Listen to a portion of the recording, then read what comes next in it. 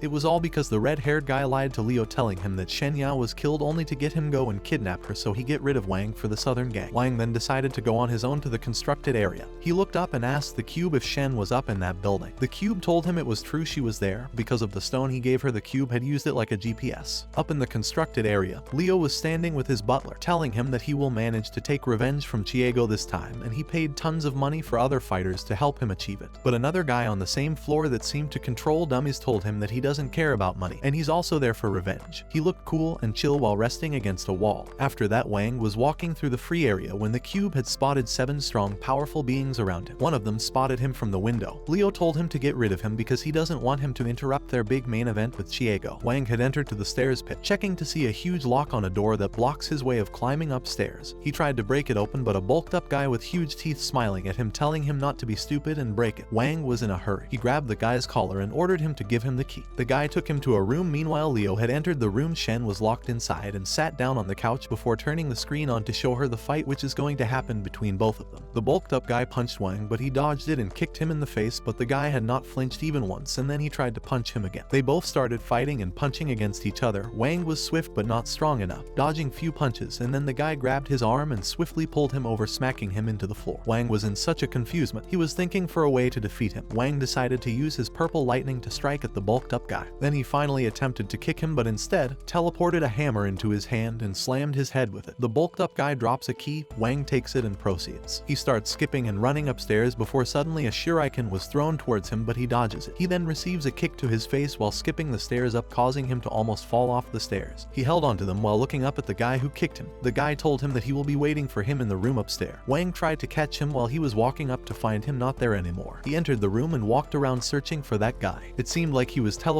a lot, but he lacked a lot of strength. However, the cube told him that he was 75 strength points, and Wang was only 50. Wang didn't care about it and kept walking forward. He noticed that the guy was attacking from the back and dodged. And then the guy threw the shuriken towards Wang, but he dodged it. The guy did not stop there. He used his tech to return the weapon back. Wang noticed it and dodged it and swiftly bounced few times, smacking his head with his foot. Wang yawned, pretending that this is boring and he should improvise. The guy did not want to lose no more. He stood on one of the ceiling's posts, remembering his childhood where he was getting hurt by his master, how he treated him bad and abused him to train him in the most harsh ways with vile characters. He learned to be stronger and ready for any kind of attack. He was hanging down from the post like Dracula, waiting for Wang to turn around, but once he launched himself at him, Wang gave him a slap on his face. The guy was in shock. He then started bouncing all around while using the shuriken, slashing and slicing into Wang's body, until he turned around and teleported a baseball bat, then gave him a massive hit into his body, making him pass out on the floor. Meanwhile, a man was watching Wang's fight while sitting with another girl who seemed very dangerous. They were one of the bosses Wang is going to fight against. The girl didn't seem scared of Wang and was pretty much looking forward to fight him. Wang then walked in the next room to find a guy called Beowulf giving him his back. Wang wanted to take him by surprise from the back of his head. He swung his bat, but Beowulf grabbed the bat and lifted Wang, slamming him into the floor. The cube had informed Wang that the gems he was trying to merge and combine are almost finished, and there's only 1 minute left. Wang tried his best to not give up in front of Beowulf as he grabbed him in a sleeper hold. Wang teleported a shuriken to his hand and wounded Beowulf to get free from his grip. They started fighting and throwing punches at each other, but Beowulf was very strong, almost invulnerable. Wang tried to run away from Beowulf, doing a backflip while using the wall, but Beowulf manages to grab his leg and slam him into the floor, cracking it from how hard he had slammed him. Wang quickly dodged the jump attack. Wang tried to throw a punch at Beowulf, but he grabbed his arm and broke a bone in it. He kept throwing punches at Wang and finally slammed him back into the wall. He finally charged a strong punch at Wang, making him collapse. He apologized to Wang, but the stones had already merged inside Wang. He had become extremely powerful, raising in power stats. Beowulf tried to attack Wang again, but Wang was way faster. He started slamming punches into Beowulf's chest over and over, but suddenly feeling pain coming from inside him. The cube informed him that this was the way to get poisons out of his system, and it was very normal. Wang finally threw a huge punch into Beowulf, causing him to fly back and finally get slammed against the wall, making a huge crack in it. He then gave him a final punch, making him go through the concrete wall and through a door, cracking it open. Leo was in the other room with Shen, watching all of this show. He slammed the glass full of wine into the floor. He was very angry that 3 men of the strongest men he had hired could not end him. The butler tried to calm him down, telling him that definitely the next one is going to end his life. Leo wasn't happy with what he said and wanted to be convinced more with it. The butler started explaining to him that the girl on the next floor wore powerful wrist cuffs that holds her back from unleashing her power. Once these cuffs break, even them will have to escape. Meanwhile, Wang was climbing the stairs looking bruised and wounded. The poor guy was exhausted, even his legs couldn't carry him up. He asked the cube for the next opponent's power value, but the cube couldn't really calculate it. Wang was furious. He was going to do anything to help Shen. The cube noticed 2 persons standing in the next room. Wang's heartbeat was raised and he was very nervous. Even the cube inside him noticed him and started recommending that he should control his feelings or he will black out. Wang opens the door to find the man and the little girl standing in the middle of the room. Wang had entered to the next floor to meet the petite girl standing with the older man. She looked cute and adorable. She ran towards him while holding a tool that tests the inner power. The tool gave her no power indicator at all. She was surprised that he wasn't any special human, and the man who was standing behind her was checking his power core and it gave them 0 power. The little girl shook his hand with a smile, greeting him. Wang let his guard down and shook her hand back, but then she punched his face. Wang was shocked and decided to return the favor, giving her an uppercut while holding hands. The little girl was in pure pleasure, loving how powerful the punch was. It bruised her chin slightly, but loved every moment of it. He threw her hand away and looked at her, thinking she was a sick little fudge who loves pain. She charged towards him and started punching him several times in the chest and stomach, throwing him back to the floor, then swiftly swung her foot, kicking his face and threw him back against the concrete post. The man standing behind the girl started advising Wang to say his last words because he will not be able to deal with her. Wang held his face. His sight started getting blurry, but he managed to stand on his feet again. He rushed towards her and punched her face, causing her nose to bleed. She didn't block it or anything, but she was in pure ecstasy. With crazy psycho eyes, she charged towards him and started throwing punches after punches towards him, but Wang managed to block it. The girl was laughing hysterically while hitting him. Wang finally punched her to the nose, throwing her back, and she still loved it even more. Wang started raining punches after punches at her, but she didn't even flinch or guard up. She just stood there happily asking for more while laughing. She then mocked him and kicked him in the chest, pushing him back, raising a wolf aura that looked extremely dangerous. The man stepped forward and grabbed her wrist, telling her to not unleash her power, but she asked him not to interfere because she wanted to get stronger and escape from this hell together. Sharp nails had appeared to her fingers and her teeth had become even more pointed. She jumped at Wang and slashed his arm, tearing through his flesh. He started bleeding as he shifts his head to search for her, but she had vanished, suddenly appearing from behind, holding into his arm, licking his blood. He then shoved her away. It seems that she had become even stronger. She stood in a wolf posture. Wang kept fighting her. He couldn't even manage to hit her once. She was very strong and fast. He couldn't keep up with her. Even Wang thought she was possessed. She jumped and latched to the back of his neck with her teeth, biting and sucking his blood. He then punched her off his back and held the place she had bitten. The man who was standing with her was so worried he pulled out a needle from his jacket and threw it at her, penetrating her skin. She calmed down and fell to her knees on the floor. The man with her rushed towards her, feeling worried that she managed to get all this strength from his blood. He sat behind her and started poking her skin with the needle, which made her go back to her original human form. Wang wanted to take the chance to end them both, but the man used some wind power with one hand to push him back. He didn't want to leave the little girl and wanted to keep healing her, but Wang stepped forward, so the man had no choice but to stand up and fight Wang. He used his wind power to slash through Wang, but Wang dodged his attempt and the slash flew forward to the wall, making a slight explosion. The little girl started growling again, and it seemed like the wolf was about to come out again, so the man had to go back to her and healed her. He then told Wang that if he wants to rescue his friend in the upper floor, he can go and he will not attack him. Wang didn't believe him and told him to say they surrender, but the man refused because his gang didn't ever surrender before. He pulled out a truce coin and made a blood promise to not touch him once he goes to the next floor. Wang records it all just to make sure and takes the coin and goes upstairs. Later on, the man started calling someone using an earbud called Misha. He told her that they must leave now because the little girl had an accident. Misha was annoyed and wondered what could be the problem, but suddenly the guy who's probably called Chiego-chen appears from behind her and knocks her out. The man kept calling for her name, but she did not answer. Meanwhile, Leo was in this room watching the screen while Wang climbed stairs while sitting with the guy who controls the dolls, who's also called Chu Mashin. He suddenly got up and started walking to the door. Leo was confused why he was leaving. He told him that all his thugs had been taken down. Leo got angry and started kicking the things around him. The butler advised him to leave the place immediately because it's not safe anymore. Leo kept begging Cho to stay, telling him that he will give him multiple to pay out 4 times. The doll on his shoulder shifts and throws an attack at him, but the butler stands in front of it to block it, telling Leo to leave him for now because he's a boomer and tends to watch queso twice a week. Wang tried to enter the room in the next floor he was heading towards, trying to open the knob, but it didn't turn. He punched the door a few punches and finally entered, looking around as he felt someone nearby. It was the guy who controls the doll, who was called Chu. The cube informed Wang that he was only 7 power strong. Wang did not believe it and wanted to make sure, so he asked the cube once again. The cube confirmed it, but it was not sure what's the power of the doll is since its design complicated, but there was a medium valuable stone inside it. Chu then bounced off the post, doing a tornado kick towards Wang, causing him to be knocked back way far until his back slammed against the wall. Wang took a deep breath while Chu explains that Wang counts of brute force and Chu counts on techniques and strategies along with spells and teleportations. He started summoning a purple talisman card while Wang grabbed all the empty bottles around him, throwing him at Chu, raining them on him as if he had no other way else to survive. Chu kept hitting every bottle thrown at him, and then they started an amazingly epic, unstoppable fight. Wang tried to kick Chu, but he managed to dodge, roll back, and kick him away. Then they started fighting each other in a very professional martial arts action fight. Chu tried to summon talisman cards, but Wang managed to stop him from using them. They both started kicking through the posts and breaking the walls, throwing chairs and buckets into each other as they fight. Chu performed a kick on Wang, pushing him back, but Wang temporarily blinded Chu by kicking dust into his face. He used advantage to fight him through his pain. Chu kept dodging his kicks and stopping his punches, trying to pull out a shiny object, but Wang kicks it out of his hand. Chu tried to roll and pick the object from the floor, but Wang didn't give him the chance to use it. Chu rolled back and blocked his attack, which broke the table. They bounced up over the ceiling posts and continued to fight each other in a professional dance that does not stop. Wang didn't stop attacking him until the eye drops had flung from his hands into the air and fell to the ground, breaking. Wang performed a powerful downward kick, breaking the concrete posts and sending Chu to the ground, rolling back and taking a stance to continue fighting Wang. They didn't stop fighting, throwing punches at each other, professionally blocking each one until Chu finally managed to stick a talisman to Wang's chest and used it with a punch to explode into his chest, pushing him back. Chu used this advantage to keep performing kicks into Wang until he swiftly slammed him into the wall, making him go through it. Suddenly a long red rope was launched at him through the dusty smoke, but Wang managed to dodge it. It was Chu's doll being used by his own fingers as the doll's laughs and started firing barrage of green bullets. It started hitting into Wang's body, pushing him back into the wall, breaking through it as the barrage never stopped. It even went through the whole building. Wang came out of the other wall and tried to dodge every single bullet while rolling a punching the others and finally reaching the doll, kicking it back into the wall, until suddenly Chu jumps from behind at him. Wang tried to react fast, but Chu had already performed a punch to his chest, causing him to start spitting and splashing blood from his mouth. Meanwhile, Chu found that Wang had held strands of his hair. Wang looked psychotic at this point while Chu begs him to let go of his hair, trying his best to pull away from his grip, but Wang didn't ever think of letting go. Chu tried to slap his face, but it only hurt his hand. Wang took a deep breath and performed a super powerful punch into his chest, sending Chu back into the wall while ripping some of his hair. Wang thought that if Chu was like any basic average human with 7 power, he should definitely die from such a powerful punch. But Chu stood up on his feet and a talisman vanishes from over his chest after his hair had been ripped out from his scalp. Chu told him he was surprised to destroy his guardian angel spell with only 1 punch. He must be so powerful to do such a thing, and if he didn't learn from this fight, then he spent thousands for nothing. Chu started to transform, clothes ripping and his muscles started to appear while talisman purple cards started to spark over his body. He then told Wang that whoever saw him in this form is dead. He then called for the evil spirit shrine, which was the state he was in. His hair had become fully white as he started dashing extremely fast. Even Wang couldn't have a proper picture of him anymore, punching him and sending him into the air with each punch. He was extremely and massively fast. Blinking, he then dashed above him and slammed him against the floor, and then charged at him with his speed, slamming him against another floor, which sends him flying back. He then charged towards him again, fighting hand to hand, but this time he kept slapping talismans over Wang's, causing it to explode and made Wang lose balance to receive a hit onto his left cheek, and then he used another card to explode against his chest and sends him back, launching a breaking through several concrete posts. Wang was about to fall off the building before he had managed not to fall, but not a second later Chu started firing barrage of bullets towards Wang as he dodges each one of them and run away, trying to sprint through the rooms to not get hit by the bullets. Chu then used his doll to start unleashing a bigger fire barrage onto Wang while he runs away, asking Chu if he's having fun. Wang then jumped onto the air and landed in front of the doll, grabbing its face and holding it against the post. Chu used the thread to make the doll hold onto Wang's hand before Chu grabs the thread and swings it with all of his force to make Wang swing along with it through walls, outside the whole building, and finally back into the building, slamming him into the wall as Wang had almost lost conscious. Chu pulled the doll back and asked Wang if he knows how much money the talismans on Wang's body had cost him, but Wang didn't seem to care. Chu activated the talismans, which he had already slapped against Wang's arm, making him lose balance and fall to the floor. Chu explained that each one of them costs 700,000 of his currency, and each one of them weighs 1.5 million kgs. He then used another talisman, throwing it into Wang, making a huge explosion into the whole building. Meanwhile, Leo was watching in his private room and Shen was watching in fear. Chu looked happy, thinking he had already finished him off, but it appears that Wang had blocked the attack with his shovel and the talisman did not stick to his body. Wang stood up and told him that this was the power of a farmer and his $1 shovel. Chu used his doll to launch forward towards him to kill him, but Wang stands up using only one hand, dashing through the doll, slicing it into 2 parts. He then grabbed the thread Chu had held. Chu tried to pull the thread back but was shocked to find Wang not moving an inch, while Wang reminds him he had applied 3.7 million weight to him, so he's never moving. Instead, he pulled Chu towards him and used his right cursed hand to punch at Chu, using him like a yo-yo, sending him back into the air, and then pulled him back for a punch, doing it 100 times and throwing a barrage of punches into him, then final a super punch, making it thrown way back, breaking through few walls and finally crashing into a wall, cracking it. He looked bruised and thin, almost dying, while his hair turns back to black and Wang feels the talismans disappear off his arm. He started walking towards the door, but he was extremely exhausted and almost blacking out. Leo stood in front of a window looking angry as the butler tells him that they should be leaving at this point, but Leo refused to leave, telling his butler that he still got one more winning card that he will use and he had sacrificed everything for such a moment. His butler promised to keep going until his last breath. Meanwhile, the doll that was in the room with Wang started beeping as if it was about to blow. Wang was shocked as Chu had threw himself out, breaking through the wall and applying a talisman to his chest, making him float in the air, using another talisman to make the doll explode, but suddenly the night has fallen and nothing happened, and at all, it was very quiet. Chu was confused and actually shocked. He kept waving with the talisman, hoping it would explode anytime soon, but it did not, and suddenly Wang jumped out through the wall with the small cart. Chu was shocked even more. He summoned several talismans and threw them at him while he falls down, creating explosions. Wang jumped using the explosion, holding on the lifter and swinging into a metallic tower. He then bounced off to fly towards Chu, but he used the falling stones with talismans to make them float into the air, as he uses one of them to stand on, throwing explosions at Wang. Wang had fallen down to one of the floating rocks and seemed like he had passed out. Chu broke a piece of the rock he was standing on after applying a few exploding cards and threw it at Wang, who seems unconscious. He tried to wrap him in explosions, but Wang wakes up and uses his shovel to grab a rock and use it, get launched by the explosions towards Chu. Chu managed to activate cards on the rocks behind Wang to fall onto him and explode, making a huge ball of fire, flaming Wang inside it. Wang, almost passing out, remembers Shen Yao, his lover. He grabbed his hand in his imagination, causing him to gain massive power, using the explosion to unleash a barrage of punches into Chu while falling to the floor, and finally slammed him into the floor, making a massive huge hole with cracks into the asphalt, until finally Wang falls into the void cube with the doll laying beside him. The rain started hailing down on the poor exhausted guy, making him wake up in shock with a red black eye, shouting for Shen Yao. Wang then stood up with red eye and ripped clothes. It seems like Chu had already vanished through thin air, leaving only his clothes flying. Wang decided to finish what he already started, going upstairs to the room where Shen Yao was and found the guy from the southern gang. He held him up against the post and asked for Shen Yao. He pointed to a room with wood planks was covering it. Shen was trying her best not to come closer until he had already entered and untied her. She yelled at him, warning him that there's a bomb that will explode the moment she stands up. Wang wasn't scared about it and told her it's nothing for what he had seen as he rips the bomb off. Leo closes the metallic door and laugh at them, telling him that he will watch them both explode into pieces. The cube informed Wang that he cannot use teleportation in there, but then Wang started asking the cube how to stop the bomb, and it told him to cut the wires in a specific pattern. Wang cuts it and then teleports it into the cube, feeling glad that it will only explode into the void. It kept on ticking while Wang happily hugs Shen Yao, but suddenly the bomb explodes inside Wang and makes him fall to the floor as if he had exploded from inside. It seems that the bomb had also made the doll explode with the gem inside of it, making Wang look extremely horrified. Leo got angry that the bomb didn't explode. He then entered the room and pulled out a gun and started shooting them both. The butler came and told Leo that they should leave because this specific man had arrived. Shen fell onto Wang's chest bleeding. Wang tried to stand up and carry Shen to the hospital, but suddenly the glitches started to appear, and the guy called Chiego Chen had also appeared. He teleported Shen from Wang's hand to his own embrace as Wang tries to crawl after him, telling Shen that he will protect her. As Chiego leaves the building, telling Wang that he cannot even protect himself, Chiego bounced out of the window. Wang felt hysterical, thinking she had fallen from the window, and shouted her name towards the window to see her in the man's embrace while he speaks to Wang, telling him that he knows nothing about her or about the super world and he will also take care of her. He then disappears and Wang shouts her name very loudly. Shen Yao's parents were sitting in their living room crying over their lost daughter. Meanwhile, Wang was standing on a nearby sidewalk while the rain was showering him. He was so mad that Shen Yao had disappeared and the cube stopped answering him, but he still managed to use his skills. A car stops nearby and a female walks over to Wang and tells him to come with her because she needs to talk, telling him she knows something about Leo. Wang was shocked and looked back at her, wondering what she knew about it. She took Wang to a cafe shop to drink some American coffee and mocha. Wang then asked her what does she know about Leo. The female then told him to answer her first about what he knows about superhumans and mutants and how do they remain unseen. Wang told her that they're probably very good at hiding. She smirked at him and told him that they guarded by people like her working in her facility. Wang smiled and told her that it's obvious to find out the three men behind him are trying to kill him. He shifts in his seat and then the female moves her hand to her skirt to pull out a gun, and the three men behind him pull out their guns and aim it at him. Wang told her that she should not try this and she'd better keep him entertained or he will leave. The female dismissed the guards as they pull their guns back and stand in fear looking at him, while Wang uses his microwave vision to check out her ID. The female had a blush on her face and hid her ID while one of the guards whispers in her ear telling her that he had superpowers and they were warned about him. He then understood that there was facilities for superpowers and supernaturals and mutants just like the normal government for normal humans. She then told him that heroes who had recently awakened their powers are on the brink of death and they work on protecting them secretly, and since they were protecting him he got to return the favor. Wang told her that he now knows they want to turn him into a mercenary for them just like the guards standing behind him who were classified to be in the C tier of power. The guard whispered in her ear telling her that Wang was in the B tier of power and they would never be able to stop him if they wanted to. The female told him that he has to do 3 missions for them in return and she will tell him where Leo was located. Wang agreed to her, telling her it's a 1-for-1 and also they should tell him more about Chiego Chen after telling him about where Leo is located, of course. She agreed and gave him a folder with all the information about his mission. The mission contained a task where he has to be her bodyguard. Wang told her that he's a student and he can't have a job like this while he studies. She told him that it's all covered up for 1 day only and he will paid 50 grand. Wang was surprised from the number and asked her why should he trust her. She told him that they had just talked in a civilized conversation for a good amount and he will just have to trust them if he wants to know about Leo. He also had to be tested first to see if he's qualified to have the job. Then they left the cafe. Wang started thinking to himself about what he should do and how he could trust them, but he also had checked her ID and he got to know about her more, so he had to risk it just for the sake of Shen. Later, the female was riding the car with her guard driving it. He asked her how could they trust him, but she told him that it's okay since she had already investigated about him. She also known that he just awakened his power and he had already beat B tier superhumans and it's a big investment to have have them to their side. Meanwhile, Wang was actually laying inside the cube over their car's roof listening to what they were saying while they drive. The driver then told her that if he knew about the amount of information they got, there will be a huge problem. She told him to calm down, they will just fool him and give him tier D information that won't help him much. The driver agreed to her wiseness. Wang was furious and angry that they were trying to fool him, teleporting somewhere else as he talks to himself that he will not be used and in fact they will still be useful to him. The next day Wang was walking through the forest. He didn't understand why the GPS had been leading him to this part, but as he kept walking it led him to a villa where a female stands at the door greeting him and telling him that this was the place he will be having his test. He entered the villa to find lots of people in that place, and a man stood forward clapping his hands and picking up a microphone started speaking, telling them that they will be tested her to see who will be the best bodyguard for a specific man. Loyalty is number one for them, but also they need to be tested for three important things. It would be IQ and fast reflexes and of course fighting skill. The first test is IQ test. Then a room opens where there's lots of gambling tables. They told them everyone will receive 5 coins and they will have to work their way gaining as much coins as possible, but no cheating, stealing or fighting. Each one stepped forward and started receiving 5 coins as they smiled and laughed happily about them getting entertained. As for the first test, Wang was glad that this should be better than fighting each other. A guy started talking with Wang about not choosing the casino 777 jackpots because it's going to be such a scam, and blackjack would also be a scam since they will be messing the cards around. Wang did not seem to care, he actually thought the guy was talking to himself. Wang moved around the room to check out for the games they use and finally found a game where he knows, which was find the coin under the 3 cups. The guy followed Wang and told him that he should bet with him on where the coin. Wang asked him about why would he want to do this, and the guy called him a chicken for not going for it. Wang then threw the 5 coins on the table and gambled with him on finding where the coin is placed. The guy gladly puts his coins too and they start the game. The chick who run the game grabbed a golden coin and swiftly slipped it under one of the cups, then started shuffling the cups all around swiftly and quickly that normal eye cannot comprehend. She finally stopped and the guy betted on the left cup, but Wang betted on her right hand, telling her that she was keeping the coin into it. Obviously Wang had to use his micro vision to know about this. The girl smiled and switched the coin with her other hand, but Wang told her to show him both of her hands just in case. The girl smiled and showed him the other hand, which there was the golden coin. She told him he wins the bet, but the guy with long hair was flabbergasted. He started thinking they were cheating and checked the table all around, but it appears that the girl had some tricks and wasn't a cheat at all. Another girl with purple hair seemed to be winning as well, claiming more coins, and finally after a lot of executions Wang had been qualified along with a bunch of other people. They told them that they all got the job. Wang sat down along with the rest of the qualified colleagues, and the man who made the test greeted them and told them that they will meet the boss, who's called Bio. A fat rat looking man enters the room, not even smiling. He walks to the middle of the room and starts greeting them and congratulating them for qualifying, and told them that tonight dinner is going to be epic. He also told them if they won tonight there will be amazingly valuable rewards, and then left the room telling the author to continue with the rest of the informations. The man told them that Bio is a very generous man and their fees has already been paid to their accounts, which is $3 million.